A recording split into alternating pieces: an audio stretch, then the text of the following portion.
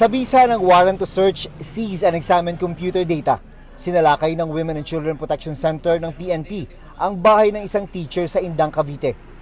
Nakita sa kanyang mga electronic gadget ang 32 malalaswang video niya at 6 niyang junior high school students.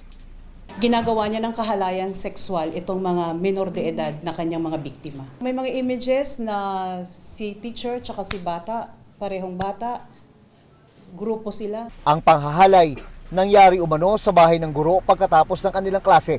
Every abuse, nagbibigay siya ng konting halaga, 100, 300. Idilusad ang operasyon ng Women and Children Protection Center ng PNP matapos umano mag-leak sa internet ang mga video ng teacher kasama ang mga biktimang estudyante. Arestado ang guro at naharap sa kasong paglabag sa Anti-Online Sexual Abuse or Exploitation of Children and Anti-Child Sexual Abuse or Exploitation Materials Act, kaugnay ng Cybercrime Prevention Act. Sinusubukan pa naming makuha ang kanyang pahayag.